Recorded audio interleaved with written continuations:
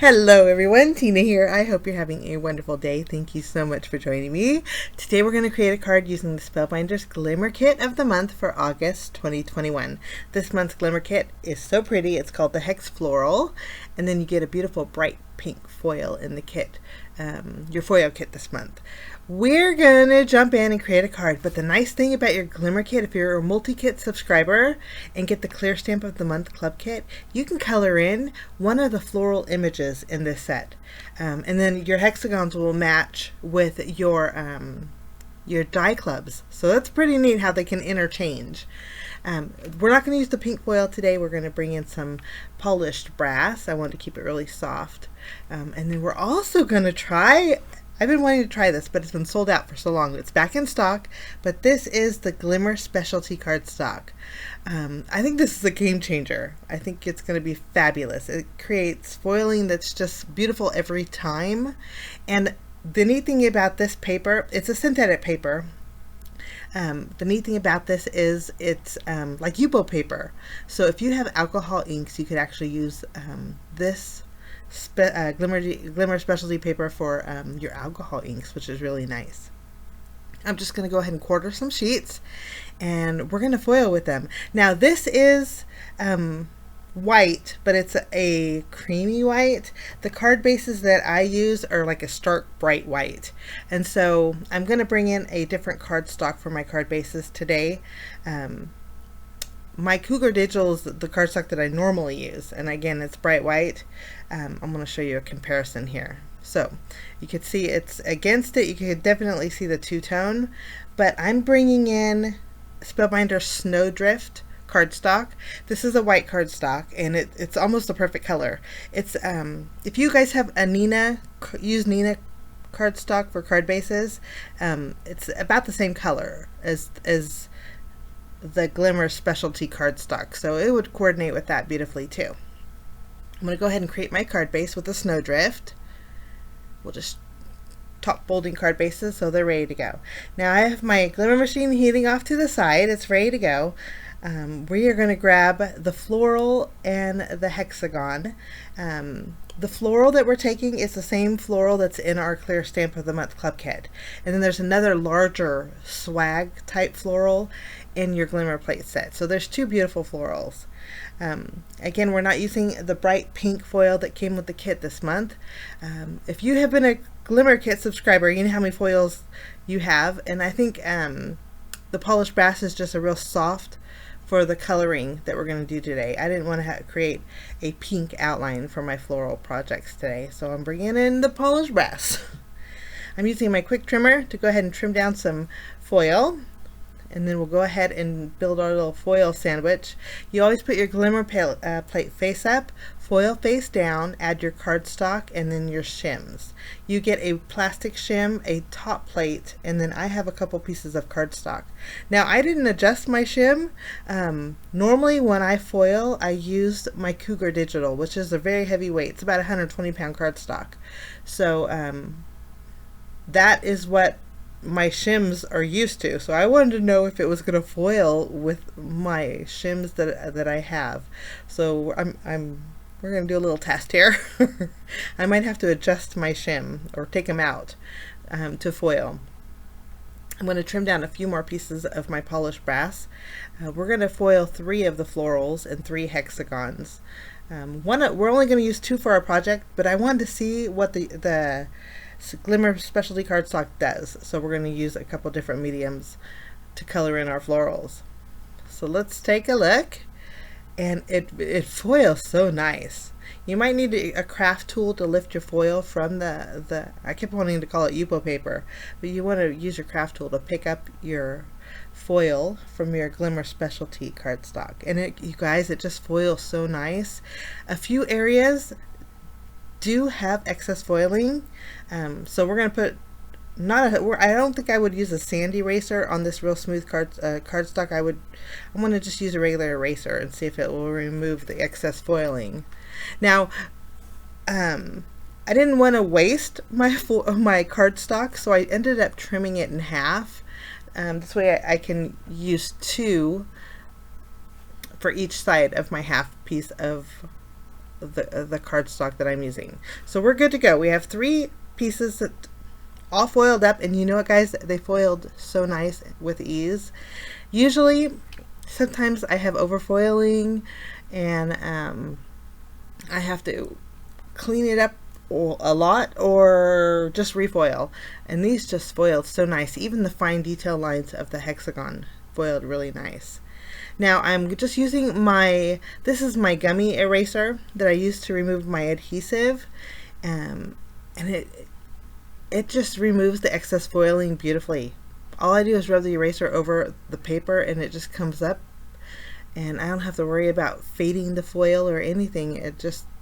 It's really nice, and there wasn't that much excess foiling. But I love this paper. It's pretty neat stuff.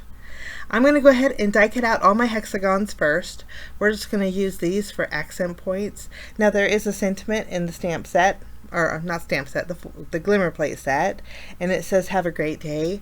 We're not going to use the sentiment that it came with, our kit came with. I'm going to bring in a die that will cut out the word hello for my card. So once my hexagons are all cut out, I wanted to use my Clear Stamp of the Month Club kit to color in my floral. It's the same exact floral, so you can line them up, and it's a layering stamp, so you can actually add different colors to your foiling. I thought that was genius. We're going to go ahead and tape this to the Misty, and since this is like an ultra smooth synthetic cardstock, I wasn't sure if it's going to take ink or not. Alcohol inks, yes, but I wasn't sure if it was going to take my dye inks. But I wanted to give it a try just to see. That's why I have this extra floral here. I'm using my Memento dye ink pads, and the first color that I'm using is a real pale pink. Now I stamped this, and it does ink up, guys. I stamped it twice. It does ink up, but it pools, so there's little puddles in there, and if you were to touch it, it would smear all over your paper. So what I'm going to do is just go ahead and take a towel, and I'm going to tap off the excess ink that's sitting on top of my foiled image. This is going to make my ink, of course, fade quite a bit. It's going to pull that color back a lot, but it does color it, and I thought that was really neat. Now, I did do one mistake that I recommend you not doing, is I double dabbed on my ink. You don't want to do that, because you don't want to pick up the ink and then dab again and then tap the excess ink on your panel. You just don't want to do that. So I suggest maybe tapping just once and then changing position of your towel or your paper towels, and then picking up the ink. That way you don't get any excess ink over the rest of your florals. Now I used very pale pink, but pink ink. If I can find my color, I'll list the color below if you guys are interested in it.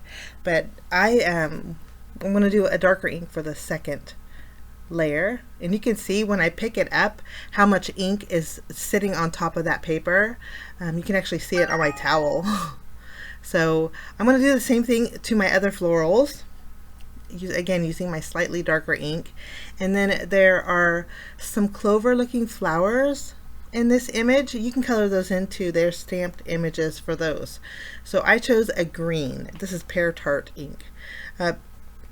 Again, I'm just tapping off the excess that's sitting on top of the paper. And I love the way it turned out. The foil is just gorgeous.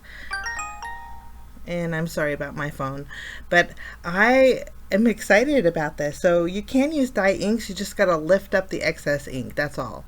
Now of course this is alcohol ink friendly, so you can use your Copic markers, but I do want to say that they don't blend together as they would on a Nina cardstock, for example. They basically just kind of float on top, but once they're dry for good. I'm going to go ahead and color in the stems of my flowers. I'm using just 2 different shades of green. And then our flowers are basically done. Now my kind of cloverish flowers are green. I think we're going to change the color of those. In the Clear Stamp of the Month Club kit, there is a flower center. There's actually polka dots in there. So if you were to stamp, okay, if you were to foil on regular cardstock, guys, your flower centers will have polka dots because your ink will just absorb in the paper. So since this sits on top, it doesn't show the polka dots that are in the stamp set. But you could do this, you could foil on regular cardstock and do the same exact thing with your dye inks on regular cardstock. I'm bringing in a blue-green ink and just adding a little bit of detail to my clover flowers, just to brighten them up a bit. Now I want to see how this fussy cuts, and you know what? This fussy cut's so smooth. It's like, it like glides. Your scissors will glide. It's so nice. And I wanted to know how it die cut too. I didn't tell you guys this, but it die cuts beautifully. One shot through the machine and it just cuts so smooth. This paper is pretty amazing stuff. Now I have a panel that measures 4 inches by 5 1/4. I used my embossing folder. This is the Simply Perfect Florets embossing folder. I ran that through my die cutting machine and I put it on my cardstock backwards. So the pattern is actually the reverse side that you would normally use when you emboss it, so it's recessed. I decided to add all 3 of my hexagons to the left, and then I'm just trimming off the excess that's hanging over. If you wanted to use those extra pieces and put them on the right or add a little bit more detail, you could. I think that's a great way to fill your background. But I just like the effect that this is right here. My very first floral, I'm not going to add any foam tape to. I'm just going to tuck it underneath my hexagons.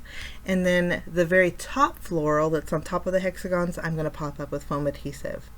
For my sentiment, I'm bringing in a die set. The die set that I'm using is the Simply Perfect Mix and Match Sentiments.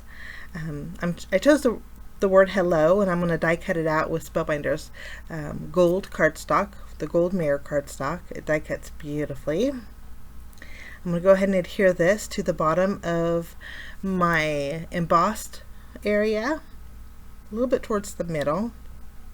And then I'm going to use my Color Essential gems. This is the gold mix. Now I did try adding these gems to the center of my flower, the smallest ones, and it stuck, but it didn't stick good enough to that Glimmer Specialty Cardstock. You might want to add extra adhesive if you do use your gems on that cardstock. So I chose just to put them on my regular white cardstock in the background, and then I brought in some liquid pearls. This is called Gold Pearl. It's the gold pearl color, and I added a few dots to the center of my flower with this, and I'm also dotting the center of those clovers, the clover flowers. And then that finishes off my card today. So a few different ways to use your glimmer plates this month. It's such a beautiful set. So if you are a Clear Stamp of the Month Club Kit subscriber, you can coordinate it, which is really nice. And then you can coordinate your die clubs too with those hexagons. But that's my project. Have a fabulous rest of your day. We'll see you tomorrow for Try It Out Tuesday, and have a great day. Bye-bye.